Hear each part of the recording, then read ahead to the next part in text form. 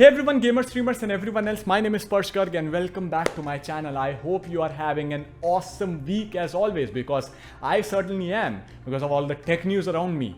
It's what keeps me happy and it will make you happy as well. And especially this week, because tech news this week is overwhelmingly big. भाई क्या लिखने लग गया हूँ मैं आजकल? Alright, let's just jump right into it. अगली बार लिखते लिखते जोर जोर से बोल के देखूंगा कि मैं लिख क्या रहा हूँ. ठीक है, non veg jokes. Microsoft just made an absolute power move this Tuesday by buying out ZeniMax Media Inc. for a massive amount of $7.5 billion. उफ, द ज़ीरोस गिन के देख लो. जिनको नहीं पता है उनको बता दूं कि ZeniMax Media Inc. Bethesda games की पेरेंट कंपनी है. एंड बाय द वे, ये कंपनी Bethesda गेम्स के अलावा और भी कई गेम पब्लिशर्स को ओन करती है.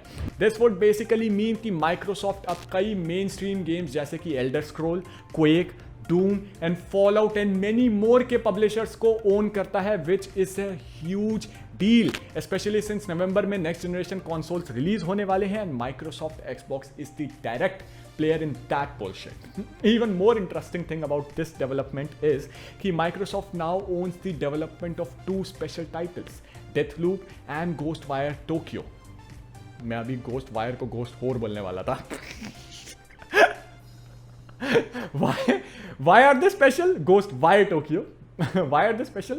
Because ये दोनों games PlayStation exclusives होने वाली हैं. So yeah, this is pretty awkward for PlayStation this time around. Frankly speaking, I think Microsoft just wants to troll and slap the Microsoft logo at the start of these games or something like that.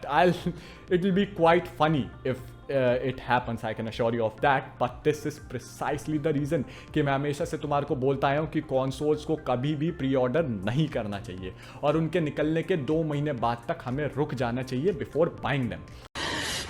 साले को बम से उड़ा दूंगा एक बार हाथ में आ जाए तो.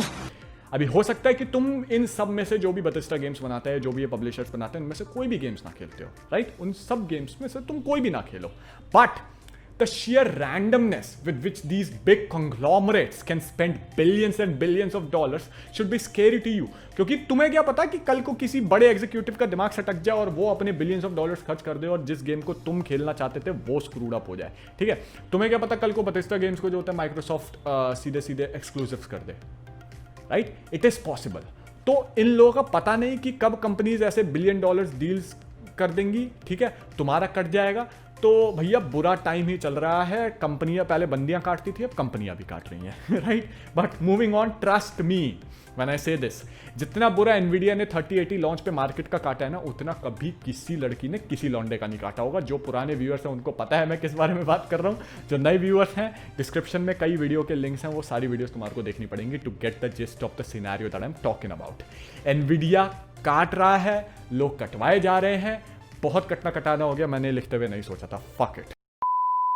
बट बेसिकली कई 3080 बायर्स बहुत सारे ऑनलाइन फोरम्स पे रिपोर्ट कर रहे हैं कि उनके नए RTX 3080 GPUs गेम्स में क्रैश कर रहे हैं. लाइनस टेक टिप्स के फोरम पे लोग Zotac के ट्रिनिटी एडिशंस के साथ ये प्रॉब्लम्स को रिपोर्ट कर रहे हैं. तो जितने भी मेरी लाइव स्ट्रीम जब मैं कर रहा था उस पर ट्रिनिटी एडिशंस के बारे में तारीफ कर रहे थे कि ये अच्छा है, फाउंडर्स एडिशन से सस्ता है.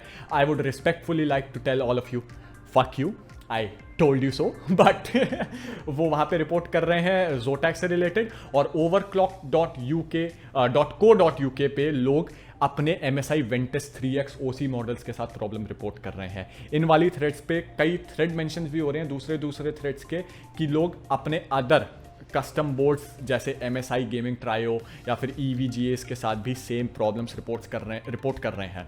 सम other forums where the users are reporting these problems are Nvidia's forums, Tom's hardware forums, Tweakers and also Reddit. दुनिया का कोई फोरम बचा नहीं है, ट्रस्ट मी, जितने भी मेन लाइन फोरम्स हैं.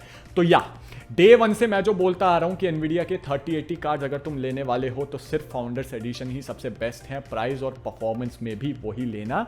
ये वाली बात को साबित होने में जो होता है ना, ज़्यादा टाइम लगा नहीं है 3080 के लॉन्च के बाद.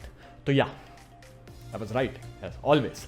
प्लीज़ ये थर्ड पार्टी वेंडर्स के कार्ड्स को ना खरीदो. ये कचरा कार्ड्स हैं, जो खास कर ये जो अभी आ रहे हैं, क्योंकि ये टफ वाले आ रहे हैं, या फिर ये ट्रिनिटी आ रहे हैं, जो ये लोअर वाले होते हैं ना, एक तो होते हैं स्ट्रिक्स जो बेस्ट वाले होते हैं, एक जो ये लोअर वाले होते हैं, ये कचरा कार्ड होते हैं, इनको मत खरीदो। रिव्यूअर्स की बात मान के सिर्फ अपना वो ना ले लिया करो, ठीक है। फाउंडर्स एडिशन स्टॉक में आने का वेट कर लो और उसे ही खरीदना अगर खरीदना है 10 GB वाला मॉडल तो 3080 का। ये प्रॉब्लम्स दो रीजंस की वजह से मुझे लगता है हो सकती हैं। या तो मैन्युफैक्चरर्स को इसके आउट ऑफ द बॉक्स ज़्यादा ओवरक्लॉक करने की वजह से ये प्रॉब्लम्स हो सकती हैं, क्योंकि उनको जो होता है एनवीडिया के FE से थोड़े से महंगे हैं ये, राइट, थोड़े से महंगे हैं या राइट, थोड़े से महंगे हैं अभी के लिए मैं यही बोलूँगा। और उस महंगाई को जस्टिफाई करने के लिए उनको थोड़ा सा ज़्यादा क्लॉक करना पड़ रहा है अपने GPUs को, और वो क्लॉक स्पीड्स उन GPUs के बस की नहीं है, जिसकी वजह से ये प्रॉब्लम्स आ रही हैं। या फिर सस्ते और कम पावर वाले पावर सप्लाई की वजह से ये हो रहा है लोगों के साथ। और इसलिए मैंने अपने 3080 के बेंचमार्क एंड रिव्यू वाले वीडियो में मिनिमम 800 वॉट की पावर सप्लाई रेकमेंड की थी।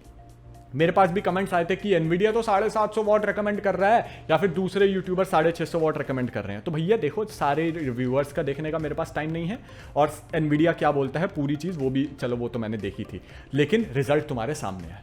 मेरी स्टेटमेंट को फैक्ट्स डिफेंड कर रहे हैं, ठीक है। कौन रिव्यूअर क्या बोल रहा है, हर एक रिव्यूअर की मैं वीडियोस नहीं देखता हूँ, ठीक है ना, मैं उसका कुछ करूंगा भी नहीं। फैक्ट्स तुम्हारे सामने हैं। एंड बाय द वे, तुम रिव्यूअर्स की बात कर रहे हो, बड़े बड़े रिव्यूअर्स जैसे टेक या सिटी को भी ये प्रॉब्लम्स आई थी, ठीक है, आई हैं। उनका चेक कर सकते हो तुम जो होता है ट्विटर वगैरह पे जाके। तो सिर्फ मैंने तब भी बोला था, दोबारा से बोल रहा हूँ, फाउंडर्स एडिशन लेना है और 800 वॉट की ढंग की PSU लेनी है अगर तुम 3080 ले रहे हो तो। भाई साहब, तुम्हारे पास 3080 लेने का पैसा है, ठीक है, पावर सप्लाई में कंजूसी ना दिखाओ। समझ आ रही है ना मेरी बात को? मतलब मेरे को अभी तक समझ नहीं आ रहा, दिन पे दिन एनवीडिया काट रहा है और ये लोग बाज नहीं आ रहे हैं यार। साले अभी भी आके मेरे कमेंट सेक्शन में एनवीडिया को डिफेंड करते हैं।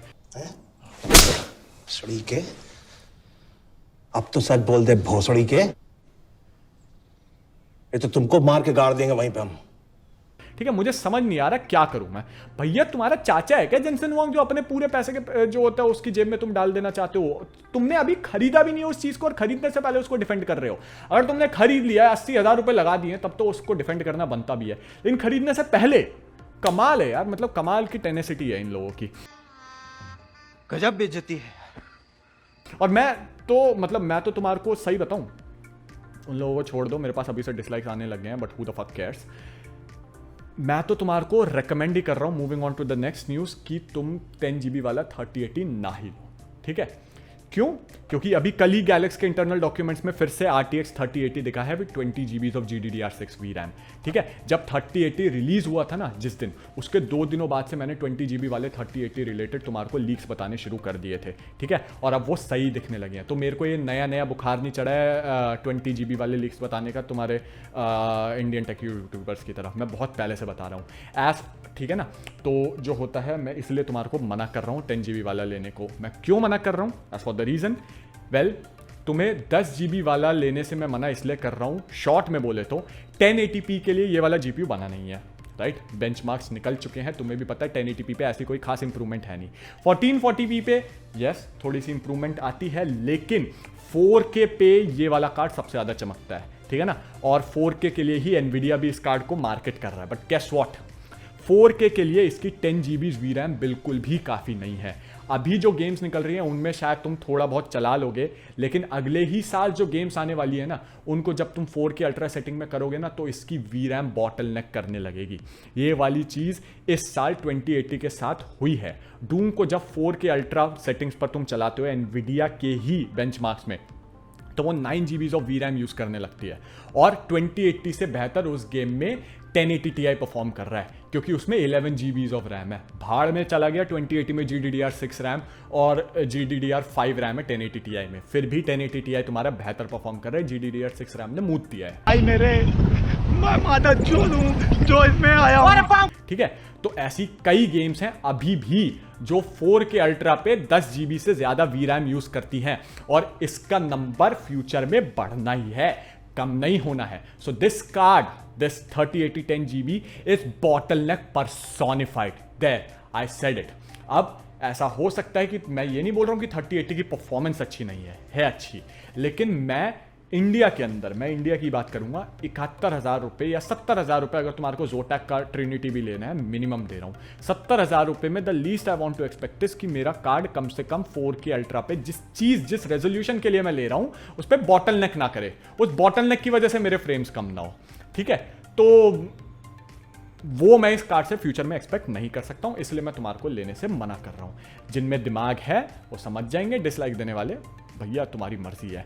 हाइप में आके अपने बाप की मेहनत की कमाई को जेनसन वांग की जेब में ना डाल लो, थोड़ा खुद का दिमाग लगाना सीख लो। सिर्फ रिव्यूअर्स ने जो बोल दिया वो मान लिया, ऐसा ना किया करो, ठीक है। एनवीडिया कभी भी इस बार इन बातों को सुनने के बाद मेरे को कभी भी रिव्यू यूनिट नहीं देने वाला है। सब्सक्राइब गॉड डैम इट या फिर मेरी एफिलिएट लिंक से शॉपिंग करो। अमेजॉन के एफिलिएट लिंक्स डिस्क्रिप्शन में है, उनको सिर्फ खोल के उनसे तुम कुछ और भी सर्च करके खरीद लो ना, उससे सिर्फ अमेजॉन खोल लो, कुछ और सर्च कर लो और वो खरीद लो, मेरे को एक कट मिलेगा। या फिर अगर तुम मेरे को डायरेक्टली सपोर्ट करना चाहो तो मेरे चैनल का ज्वाइन बटन नीचे है, मेंबर्स बन सकते हो। It's very cheap, you will get some extra perks and you will be supporting me directly. But man, do we really need some good competition in GPU market? And speaking of competition in GPU market, RoGame ने Twitter पे confirm किया है कि big नावी 21 में 16 GB VRAM होने वाली है और नावी 22 में 12 GB VRAM होने वाली है। बस ये है कि उन्हें ये नहीं पता है कि ये फुल डाइज हैं या फिर कट डाउन डाई है। बेसिकली इसका मतलब क्या है कि नावी 21 की डाई से 2 GPUs बन सकते हैं, 6900 और 6800, ठीक है। 6900 में शायद फुल डाई यूज होगी, ठीक है, जो नावी 21 की होती है, यानी कि उसके सारे के सारे ट्रांजिस्टर्स एक्टिव होंगे। लेकिन 6800 में होगी नावी 21 डाई ही, लेकिन उसके कुछ ट्रांजिस्टर्स डीएक्टिवेटेड होंगे, तो उसे कट डाउन डाई ऑफ नावी 21 बोलेंगे, ठीक है। ये ओवर सिंप्लीफिकेशन है और मैंने ये वाला नंबर्स जो होते हैं सिर्फ कॉन्सेप्ट को समझाने के लिए यूज किया है। तो हो सकता है लेकिन बेसिकली हो सकता है कि नावी 21 का 16 GB मॉडल एक कट डाउन वर्जन हो और कोई और इससे भी ज्यादा VRAM और एक्टिव ट्रांजिस्टर वाला GPU हो जो कि मार्केट में आने वाला है। आई एम नॉट सेइंग कि ऐसा होगा ही, लेकिन ऐसा हो सकता है, ठीक है। तो AMD की तरफ से कंपटीशन आएगा, डेफिनेटली आएगा। कितना वो करता है वो बेंचमार्क जैसे होंगे तब हमारे को पता लगेगा और आगे लीक्स आने लगेंगे। If you don't want to miss those leaks, subscribe and press the bell icon. By the way, Nvidia अपना ये वाला जो कट डाउन वाला खेल है ना, ये अपने 3080 और 3090 में करता है। कैसे करता है? दोनों में ही एनवीडिया के GA102 डाई हैं, लेकिन 3080 में इसका एक कट डाउन वर्जन है, 3090 में पूरे यानी कि सारे के सारे 28 बिलियन ट्रांजिस्टर्स एक्टिव हैं। 3080 में GA102 ही है, लेकिन थोड़े से ट्रांजिस्टर्स डीएक्टिवेटेड हैं। सो या रो गेम ने बोला है तो भैया ये तो कंफर्म हो गया कि मिनिमम 16 GB VRAM तो तुम्हारी नावी 21 में आ रही है। चैनल पे जो लोग पुराने हैं उन्हें पता है रो गेम कौन है, जो लोग नए हैं सब्सक्राइब कर लो, तुम्हारे को धीरे धीरे पता लग जाएगा कौन है। बेल आइकन दबा के जाना मत भूलना, और सब्सक्राइब नहीं किया है अगर और यहां तक वीडियो देख ली है, so you mom so fact. All right, sorry. Yeah, I really went ahead of myself there, right? Sorry for that. But like the video, share it with your PC enthusiast friends.